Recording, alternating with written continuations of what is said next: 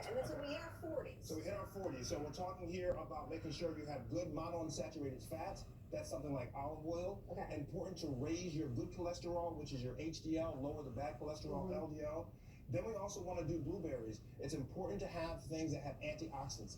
They fight those free radicals that damage your cells. They also give you more energy. And then lastly, of course, you want to make sure you have your mushrooms. Mushrooms are important because of vitamin D.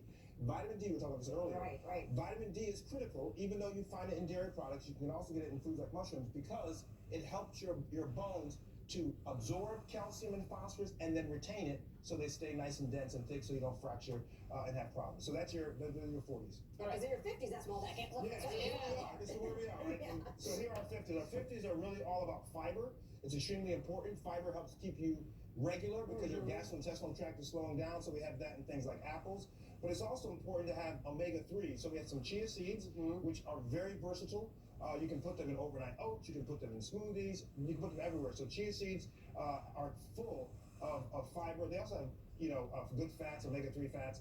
And then you have peppers, bell peppers. I love peppers, by the way. Peppers and onions together, saute. Oh my goodness, Yes, I can just smell it now. But anyway, bell peppers are great because they have vitamin C, which is important to be able to fight infections. So we need that in our 50s. And then lastly, in our 60s plus, so 70s, 80s, we have potassium, which is very important to make sure that you are keeping your fluid levels correct. Yes, don't want that cramping. That's right. And also to make sure that you are good with your blood pressure. So that's in our brand. Then you can do yogurt or cottage cheese. That's extremely important because of vitamin B12. We don't get enough vitamin B12. And by the way, if you are a vegan, you need to make sure you're taking B12 supplements because it is only provided in animal products. And then lastly, we have some tuna. We talked about the smell of tuna. I love tuna. But here's the key, protein. Yeah.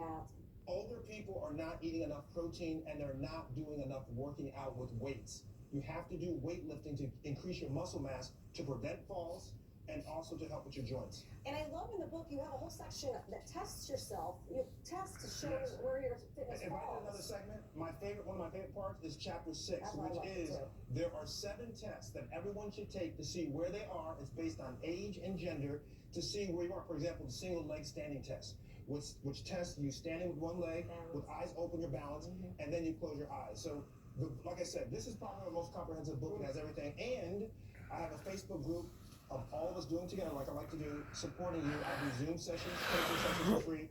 And that's the Facebook group is called Eat Your Age. Go on Facebook, search it, and just join. So you mentioned a lot of different vitamins. People are quick to go pop a pill. What are your thoughts about supplements? The vast majority of people don't need supplements if they're eating reasonably well. What does that mean? If you're eating healthy 70% of the time, you're probably fine. But, popping a multivitamin is not going to hurt you. I just think that people have to realize it's better to get these nutrients. These are called phytonutrients, plant nutrients. It's better to get them in your foods. Yes. They are more bioavailable. Your body can absorb and use them. Say that, Dr. Ian. A lot of these supplements say they have things in certain concentrations. It's not regulated.